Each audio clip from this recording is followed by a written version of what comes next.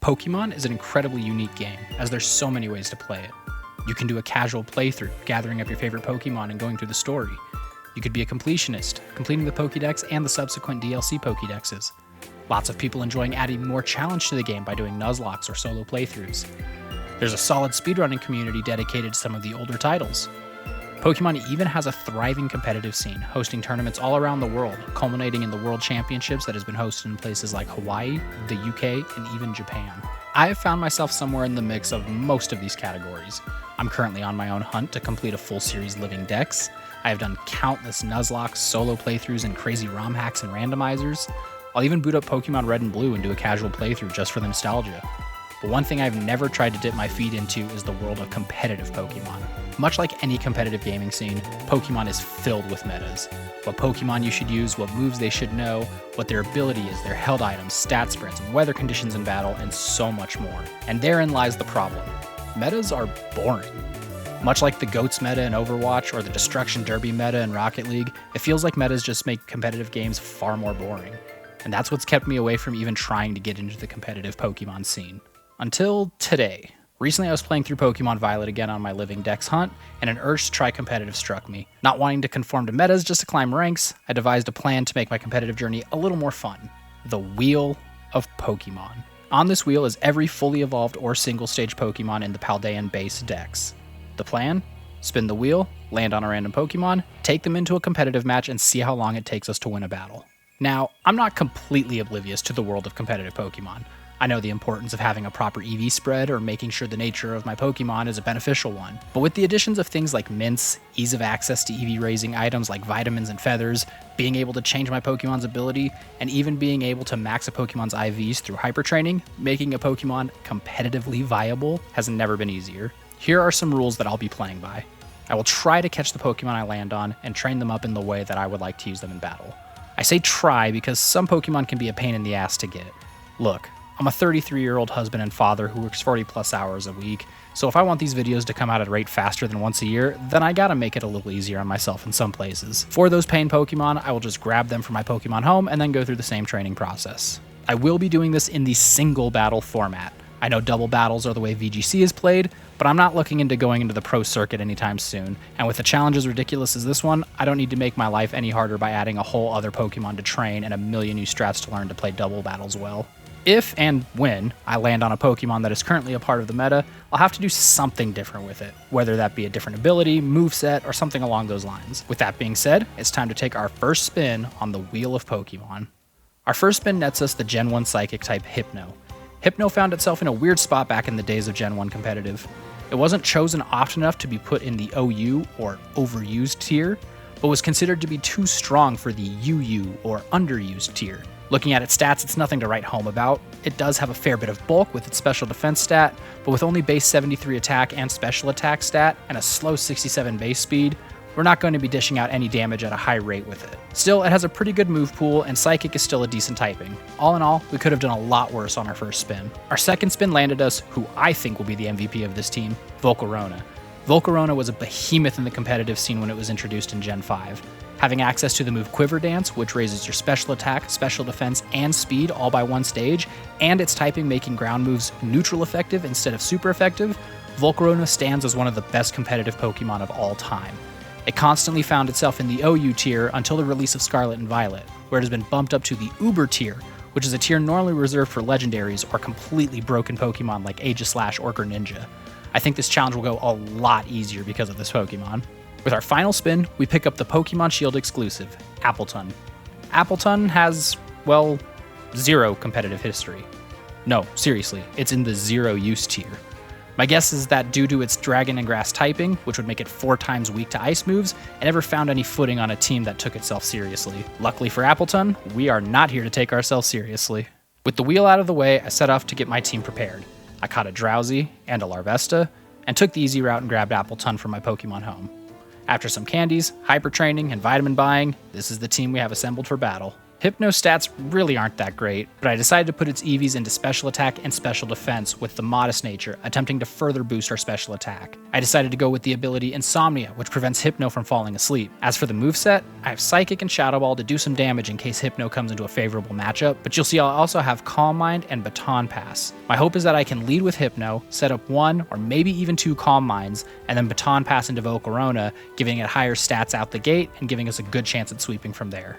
For Volcarona, putting EVs into special attack and speed were the obvious choices. I'm hoping for it to come out strong and deal a ton of damage after hopefully being set up by Hypno. Playing into the special attack theme, I also gave Volcarona a modest nature with the moves Flamethrower, Quiver Dance, Bug Buzz, and Tailwind. I don't think Tailwind will end up being useful for us, but I don't know if I'll have to change up my strategy at some point, and Tailwind could either become useful or become expendable to a more useful move. I opted for the Flame Body ability, which gives a 33% chance to burn the attacker if their moves make contact with Volcarona.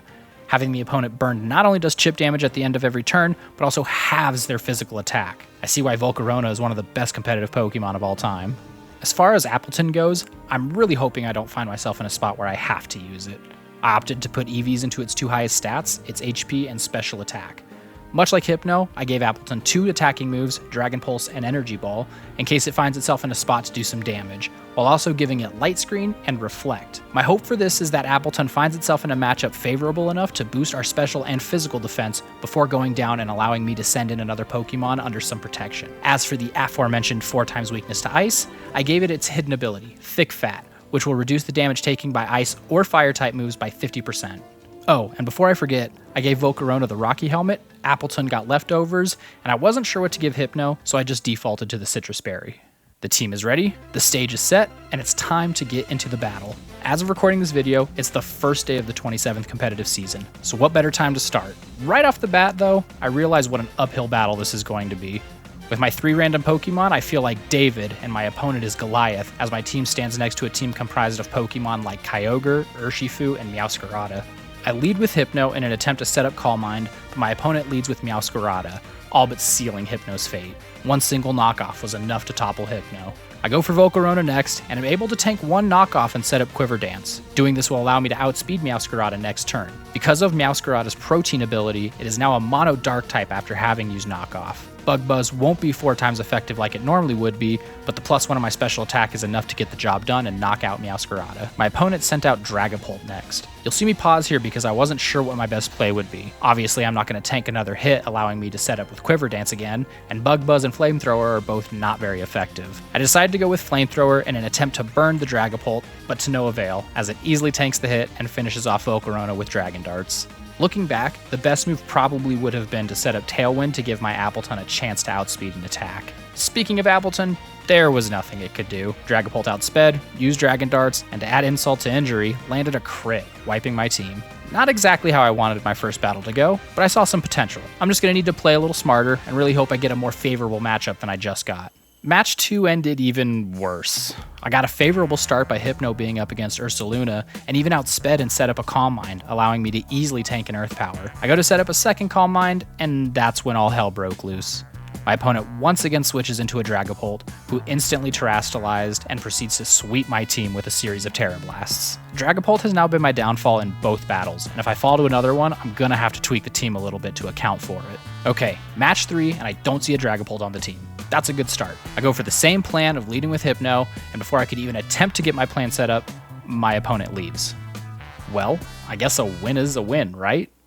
Yeah, right. Like I would count that. Back into the queue, I met with my 4th opponent. Looking over their team, I'm excited to see no Dragapult, but I see some potentially scary Pokemon like Zapdos and Chien-Pao. Back to the Hypno lead strat, and my opponent leads with one of the Pokemon I was fearing, Zapdos. It obviously outspeeds and goes for Thunder Wave.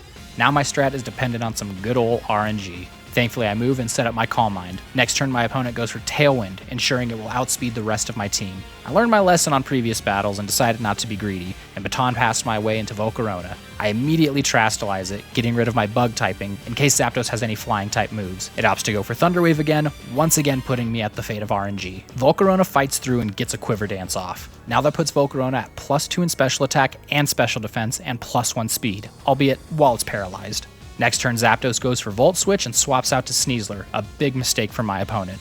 Volcarona fights through paralysis once again to get a Flamethrower off and absolutely demolish Sneasler. Next up is Dusclops, a pretty tanky Pokemon, great at stalling out fights. But even with paralysis and a Tailwind on my opponent's side, Volcarona still outspeeds, still isn't limited by paralysis, and lands a massive flamethrower. Dusclops then goes for Confuse Ray, now putting me at pretty horrible odds to get an attack off. Knowing that Volcarona might be gone here, I decided to set up a Tailwind in case I need one of my other Pokemon to finish this battle. Before that, Dusclops gets a hit in with a priority move, Shadow Sneak. But that's fault number 2, as Flame Body activates and my Rocky Helmet does damage to the Dusclops. Regardless of what happens this turn, burn damage will be enough to KO this Dusclops. Again, Volcarona fights through all its ailments to set up the Tailwind. We outspeed next turn, fight through ailments once more, and finish off Dusclops with Flamethrower. All that's left is Zapdos. I think we got this in the bag. Oh, what's this? My recording software decided to stop recording for no fucking reason at all? God damn it. I had live audio and popped off when I won. I was so excited to get the win after only 3 real battles. You'll even see here, my record goes to 2-2 and I rank up, now making my job harder, but not having the footage I was so happy to show. Now I'm sitting here writing the script, pissed off beyond belief.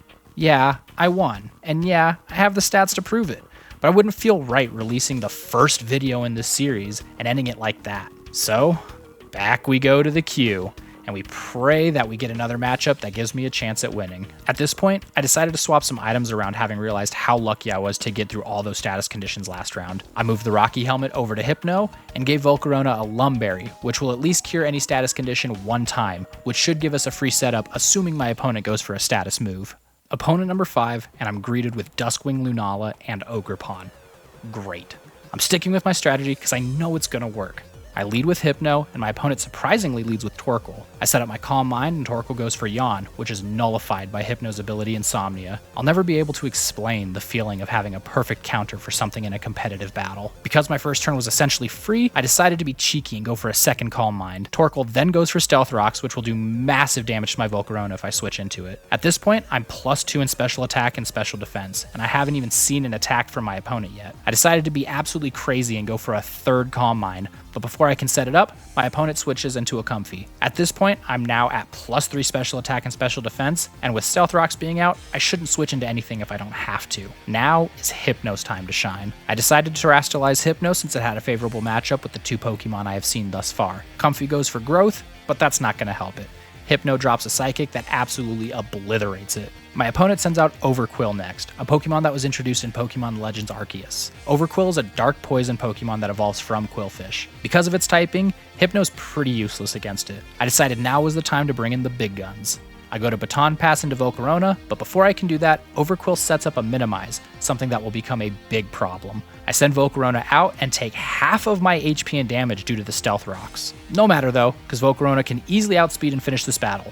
Unless I miss. My opponent then goes for Acupressure, a move that will add +2 to a stat randomly. In this case, it gets Speed. Not good, because now it outspeeds Volcarona. I get lucky as it goes for Acupressure again, raising its special attack stat this time. Now I'm starting to get nervous. But we can still end this match pretty easily so long as we knock this out now. But we miss again. Now I'm freaking out. This Overqwil is at +2 in special attack, speed, and evasion. If something doesn't happen soon, I'm gonna lose this battle. Inexplicably, my opponent goes for Acupressure a third time, raising its defense. Finally, my Volcarona lands a Flamethrower, adding a crit to boot to easily get rid of the Overqwil. All that's left is Torkoal, and this should be an easy victory. Torkoal's ability Drought adds a harsh sunlight to the battlefield, having a myriad of effects, but the main one being it increases Fire-type moves' power by 50%, giving me even more firepower to my already +3 special attack Volcarona. We rock it big time with a Flamethrower, and are able to very easily tank and overheat. One last move to finish this match, and my opponent leaves. I'm totally fine with this one, as we still had all 3 of our Pokemon left, 2 of which outsped, including Volcarona, who was still in the battle at the time. Now this is a convincing victory. At the beginning of this challenge, I was so sure that Volcarona would be my only way to victory, and while it did do the cleaning up, this whole strategy relied on Hypno, and if it weren't for one unfavorable type matchup, Hypno could have easily swept this whole battle on its own. Because of that reason, I'm giving Challenge MVP to Hypno. Thank you so much for watching, and if you like this video and the series idea, be sure to drop a like, a sub, show your support. I'm already working on the next video, so I will see you then.